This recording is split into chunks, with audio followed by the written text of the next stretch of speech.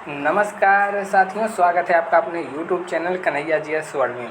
दोस्तों, हम लोग रेडियो ऑपरेटर भर्ती 2022 के लिए मेंटल एप्टीट्यूड वाला टॉपिक पढ़ रहे हैं। उस क्रम में आज का वीडियो 9वें नंबर का वीडियो है।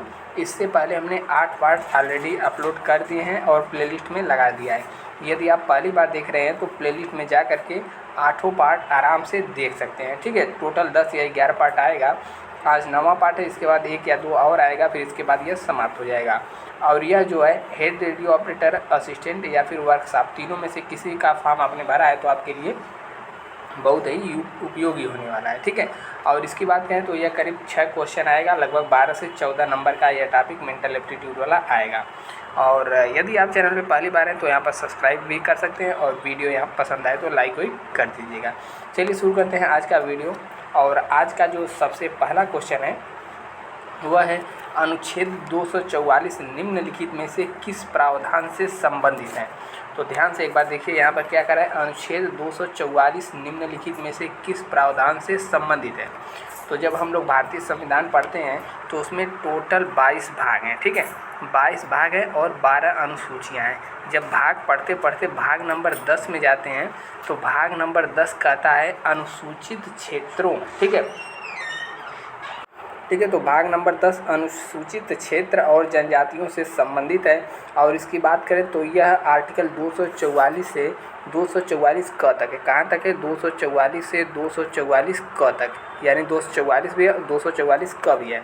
तो 244 संबंधित है अनुसूचित क्षेत्र और जनजातीय क्षेत्रों के प्रशासन से संबंधित। ठीक है, तो यहाँ पर याद रखिएगा प्रशासन से संबंधित है। ठीक है, और आर्टिकल मतलब भाग 10 में है। और भाग 11 की बात करें तो आपको पता होगा कि भाग 11 में केंद्र राज्य संबंध, ठीक है, केंद्र राज्य संबंध के बारे में भाग 11 में बात की गई है। अब बढ़ते हैं नेक्स्ट क्वेश्चन की ओर। और उससे पहले बहुत सारे दोस्तों का यहाँ पर डाउट है कि एग्ज़ाम कब तक होगा। तो मेरे भाई मेरे दोस्त, एग्ज़ाम तो होकर ही रहेगा। महीना चला है जून और जुलाई आने वाला है। जुलाई में जो एग्ज़ाम के चांस 100% बन रहे हैं, क्योंकि जो एग्ज़ाम है यूपी पुलिस को बहुत सारे एग्ज़ाम लेने हैं। ये तो रेडियो ऑपरेटर के जल्दी से ख़त्म ही करना है, इसके बाद कांस्टेबल का आ रहा है, इसको भी लेना है। और आपने नोटिफिकेशन देखा होगा पुलिस का, तो यूपी एसआई और यूपी एएसआई लिपिक वगैरह की भर्तियां भी आने वाली हैं। तो बहुत सारे आगे एग्ज़ाम है इस प्रकार से, इसलिए यूपी पुलिस जो बोर्ड है जल्द से जल्द इस एग्ज़ाम को ख़त्म करना चाहेगा। और एग्ज़ाम की बात करें तो जुलाई में पूरी तरह संभावना है कि जुलाई में हो जाए। ठीक है, बहुत जल्दी कुछ ऑफिशियल न्यूज़ देखने को मिल सकती है। अब बढ़ते हैं नेक्स्ट क्वेश्चन की ओर। नेक्स्ट क्वेश्चन है धार्मिक संस्था अधिनियम कब अधिनियमित किया गया था, यानी कि जो रिलीजियस इंस्टीट्यूशन एक्ट है कब आया था। तो याद रखिएगा यह ऑप्शन नंबर जो सी है 1988 इसका सही जवाब हो जाएगा। ठीक है, तो ऑप्शन सी सही है। नेक्स्ट क्वेश्चन है किसी भौगोलिक क्षेत्र को अनुसूचित क्षेत्र घोषित करने के लिए निम्नलिखित में से कौन सा संवैधानिक रूप से अधिकृत है। यानी कि कोई भी मान लीजिए अनुसूचित क्षेत्र है, जैसे कोई राज्य हो गया, आपने यूपी का ले लिया, झारखंड का ले लीजिए, कोई एक विशेष एरिया है उसे अनुसूचित क्षेत्र घोषित करना है, तो कौन उसे घोषित कर सकता है। तो याद रखिएगा यह शक्ति राज्यपाल को भी नहीं है और प्रधानमंत्री को भी नहीं है, मुख्यमंत्री को नहीं है। यह शक्ति दी गई है केवल, ठीक है, केवल किसे दी गई है? राष्ट्रपति यानी प्रेसिडेंट ऑफ इंडिया को यह शक्ति दी गई है। नेक्स्ट क्वेश्चन कह रहा है, और आप लोग को वीडियो कैसा लगा नीचे एक बार कमेंट में बता दिया करिए। ठीक है, और टेलीग्राम चैनल से हमारे जुड़ना चाहते हैं तो वहाँ पर लिंक दिया होगा, या फिर डायरेक्ट आप टेलीग्राम पे कन्हैया जीएस वर्ल्ड सर्च करके हमसे जुड़ सकते हैं। वहाँ पर हम बहुत सारे स्टडी मटेरियल प्रोवाइड कराते रहते हैं। तो नेक्स्ट क्वेश्चन यहाँ पर कह रहा है कि पुलिस अधिनियम 1861 के संदर्भ में निम्नलिखित में से किस अधिकारी को लिखित अनुमति के बिना कोई पुलिस अधिकारी अपने कर्तव्यों के अलावा किसी भी रोजगार में संलग्न नहीं होगा। ठीक है, तो लिखित अनुमति यानी कि कोई भी पुलिस वाला है, पुलिस जनरल ऑफ, ठीक है, इंस्पेक्टर जनरल ऑफ पुलिस यानी कि पुलिस महानिरीक्षक के बिना आज्ञा के अलावा कोई भी अपना रोजगार वगैरह में संलग्न नहीं हो सकता। तो ऑप्शन डी इसका सही जवाब है। नेक्स्ट क्वेश्चन यहाँ पर है राष्ट्रीय धार्मिक और भाषाई अल्पसंख्यक आयोग ने अपनी रिपोर्ट किस वर्ष प्रस्तुत की थी। तो यह रिपोर्ट प्रस्तुत की गई थी वर्ष 2007 में। तो ऑप्शन नंबर डी इसका सही जवाब हो जाएगा। अगला क्वेश्चन है निम्नलिखित में से कौन सी वैकल्पिक विवाद समाधान तंत्र में प्रयुक्त तकनीकी नहीं है? ठीक है, तो ऑप्शन पढ़िए, यहाँ पर दे रहा है विभाजन, समझौता और मध्यस्थता। ये सब पढ़ने से ही मालूम हो रहा है कि जो है कि किसी भी चीज़ को समाधान करने के लिए मध्यस्थता की भी आवश्यकता होती है, समझौता की भी आवश्यकता होती है और यहाँ पर विभाजन की भी आवश्यकता होती है। लेकिन यहाँ पर जो ऑप्शन नंबर सी दे रहा है अवपीड़न, यह इससे संबंधित नहीं है। तो ऑप्शन नंबर सी इसका एकदम सही जवाब हो जाएगा। नेक्स्ट क्वेश्चन कह रहा है निम्नलिखित में से कौन सी एजेंसी भारत में अपराध के आंकड़ों को एकत्र करने, संकलित करने और विश्लेषण करने की प्रक्रिया में लगी हुई है? तो अपराध से संबंधित यहाँ पर बात करें तो अपराध पकड़ लीजिए किस ऑप्शन में दिख रहा है। तो ऐसे क्वेश्चन बहुत सारे हैं जो ऑप्शन से भी लग सकते हैं। तो यहाँ पर सीबीआई की बात कर रहा है, तो CBI central bureau of investigation, तो सीबीआई इन सब की जांच नहीं करती है। कोई भी जैसे क्राइम वगैरह हो गया, ठीक है, जैसे कोई मुद्दा हो गया तो उसका यदि मांग की जाती है तो जांच करती है, लेकिन स्पेशली इसी के लिए जांच नहीं करती अपराध के लिए। और यहाँ पर सशस्त्र बल की बात करा है, यानी सीआरपीएफ की बात करा है, सेंट्रल आर्म फोर्स की बात करा तो यह भी नहीं करता। और एनएसजी नेशनल सिक्योरिटी गार्ड भी सही जवाब नहीं होगा। तो इसका ऑप्शन नंबर डी यानी कि नेशनल क्राइम रिकॉर्ड ब्यूरो यानी कि राष्ट्रीय अपराध रिकॉर्ड ब्यूरो इसका सही जवाब हो जाएगा। अगला क्वेश्चन कह रहा है नागरिक और राजनीतिक अधिकारों को अंतर्राष्ट्रीय वाचा यानी कि आईसीसीपीआर, ठीक है, आईसीसीपीआर को संयुक्त राष्ट्र महासभा द्वारा कब अपनाया गया? तो अपनाया गया इसे 1966 में, ठीक है। तो ऑप्शन नंबर ए इसका सही जवाब हो जाएगा। अगला क्वेश्चन है भारत के आंतरिक सुरक्षा में लाल गलियारा यानी कि रेड कॉरिडोर का क्या आशय है? तो देखिए रेड कॉरिडोर कहाँ होता है? जो भी कोई नक्सल प्रभावित एरिया होता है, ठीक है, कोई भी नक्सल प्रभावित एरिया को रेड गलियारा घोषित कर दिया जाता है। जैसे यहाँ पर बात करें तो मान लीजिए भारत का नक्शा है, तो यहाँ पर छत्तीसगढ़ वाला एरिया है और उसके अलावा छत्तीसगढ़ का जो निचला वाला हिस्सा है तो यहाँ पर नक्सल प्रभावित क्षेत्र है। तो यहाँ पर लाल गलियारा यानी कि रेड गलियारा कहा जा सकता है, यानी कि देश में कहीं भी नक्सल प्रभावित एरिया है तो उसे रेड गलियारा कहा जा सकता है, उसे घोषित किया जा सकता है। तो रेड गलियारा किससे संबंधित है? तो नक्सल प्रभावित क्षेत्र से संबंधित है। नेक्स्ट क्वेश्चन है भारतीय संविधान का कौन सा अनुच्छेद एंग्लो इंडियन समुदाय के लाभ के लिए शैक्षिक अनुदानों से संबंध में विशेष प्रावधान से संबंधित है? तो देखिए पिछले वीडियो में हमने आपको बताया था 3-4 आर्टिकल, यहाँ पर भी लिख दीजिए। आर्टिकल नंबर 330, ठीक है, 331, 332 और यहाँ पर 333। तो आर्टिकल नंबर 330 में क्या कहा गया है? 330 में कहा गया है कि लोकसभा यानी कि जो लोकसभा है उसमें एसटी एससी के आरक्षण की, एसटी एससी के सीटों की आरक्षण की बात की गई है। और 331 में लोकसभा में ही यहाँ पर एंग्लो इंडिया, ठीक है, यानी कि जो आंग्ल भारतीय हैं उनके सीटों के बारे में यहाँ पर बात की गई है 331 में। और 332 सेम चीज़ कही गई है लेकिन यह राज्यों के लिए कही गई है। तो यहाँ पर विधानसभा में एसटी एससी को सीटों की रिजर्वेशन का प्रावधान किया गया है। और 333 जो है यह भी विधानसभा में यहाँ पर एंग्लो इंडियन से संबंधित है। तो 4 आर्टिकल 330, 31, 32 और 33 याद रखिएगा। तो यह हो गया, लेकिन जो इसका सही जवाब क्या पूछ रहा है? एंग्लो इंडियन समुदाय के लाभ, ठीक है, लाभ और शैक्षिक अनुदान की बात कर दें तो यह हो जाएगा आर्टिकल 337, ठीक है। तो इसका सही जवाब ऑप्शन नंबर डी होगा। और यहाँ पर 360 की बात करें तो 360 संबंधित हो जाएगा वित्तीय आपात से, ठीक है। और 340 हो जाएगा ओबीसी आयोग से, ठीक है। तो बढ़ते हैं नेक्स्ट क्वेश्चन। नेक्स्ट क्वेश्चन बहुत लंबा चौड़ा है। कह रहा निम्नलिखित में से कौन स्टेशन लेखक के रूप में चौकी और गार्ड और सशस्त्र भंडार के प्रभारी अधिकारी के रूप में ग्रामीण इलाकों में बीट क्षेत्रों और शहर के पुलिस स्टेशनों के प्रभारी के रूप में मुख्य रूप से पुलिस स्टेशन में सामान्य ड्यूटी के प्रभार का प्रभारी कौन होता है? तो देखिए पुलिस स्टेशन में जो होता है सबसे नीचे होता है कांस्टेबल के ऊपर जो यहाँ पर दे रहा है मुख्य रूप से स्टेशन सामान्य ड्यूटी प्रभारी, तो यहाँ पर हो जाएगा हेड कांस्टेबल, ठीक है। तो ऑप्शन नंबर सी इसका सही जवाब हो जाएगा। अगला क्वेश्चन है निम्नलिखित में से कौन सा अधिनियम कहता है कि पुलिस बल का कोई भी सदस्य किसी भी राजनीतिक उद्देश्यों के लिए किसी भी निकाय द्वारा आयोजित किसी भी प्रदर्शन में भाग नहीं लेगा या किसी भी बैठक में भाग नहीं लेगा? यह जो है पुलिस बल का कौन सा अधिनियम कहता है? तो यहाँ पर यह थोड़ा सा धुंधला दिख रहा होगा, ऑप्शन नंबर बी, ठीक है। तो ऑप्शन नंबर बी यहाँ पर कहता है पुलिस बल के अधिकारों का प्रतिबंध अधिनियम 1966 है। तो क्या लिखा है? पुलिस बल विशेष अधिकार प्रतिबंध अधिनियम 1966 का सही जवाब हो जाएगा।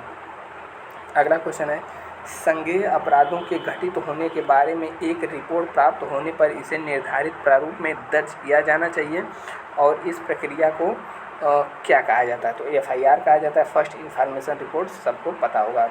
ऑप्शन सी सही हो जाएगा। नेक्स्ट क्वेश्चन यहाँ पर कह रहा है केंद्र और राज्यों के बीच विवादों का निर्णय करने के लिए भारत के उच्चतम न्यायालय की शक्ति किसके अंतर्गत आती है?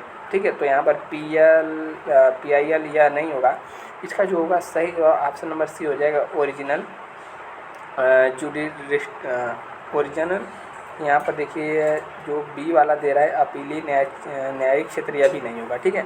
तो इसका जो सही जवाब हो जाएगा ऑप्शन नंबर सी हो जाएगा, सी होगा मूल क्षेत्राधिकार, ठीक है।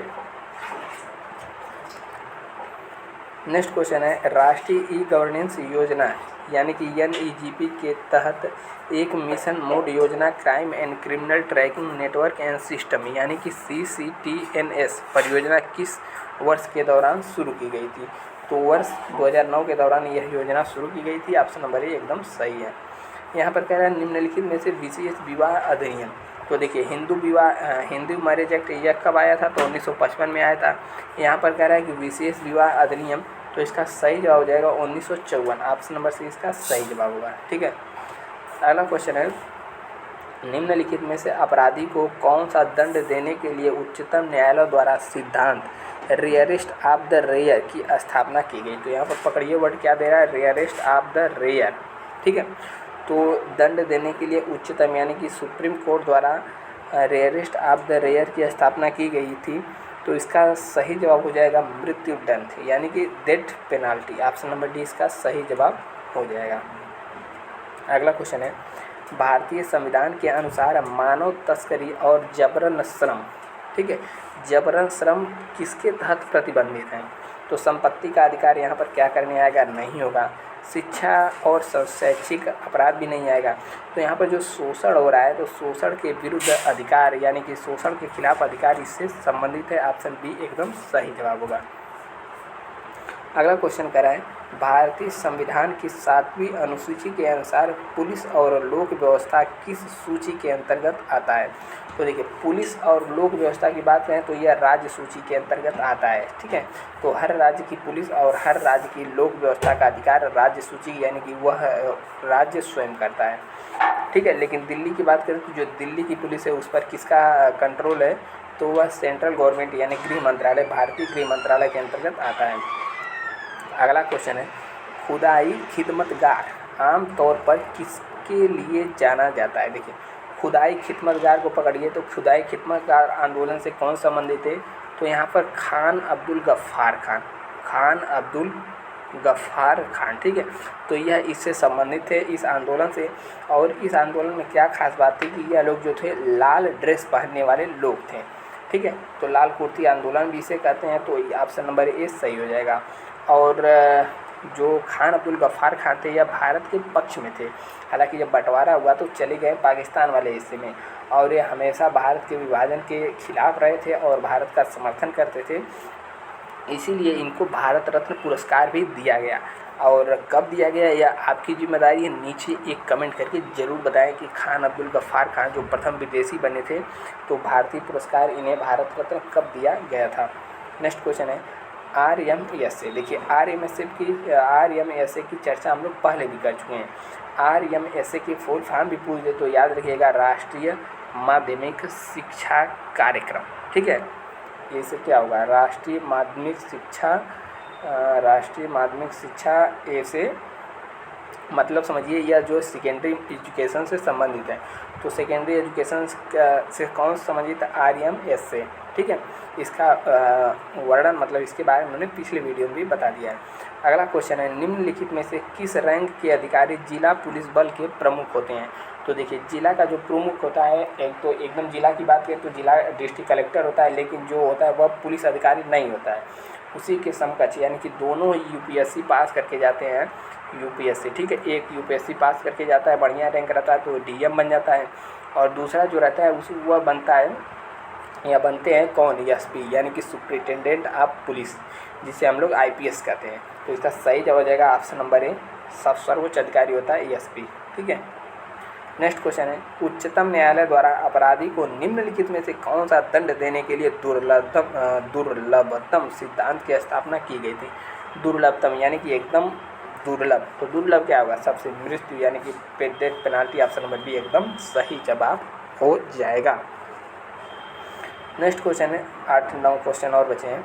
तो नेक्स्ट क्वेश्चन है, भारतीय मतलब कानून द्वारा निम्नलिखित में से किस प्रकार के दंड को मृत्यु दंड? सेम क्वेश्चन आ गया, बस लैंग्वेज चेंज कर दिया।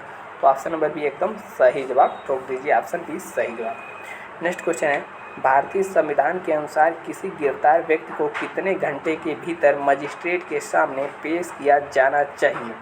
तो देखिए, कोई भी व्यक्ति को यदि पुलिस गिरफ्तार करती है तो 24 घंटे से ज़्यादा उसको न्यायिक हिरासत मतलब अपने हिरासत में नहीं रख सकती।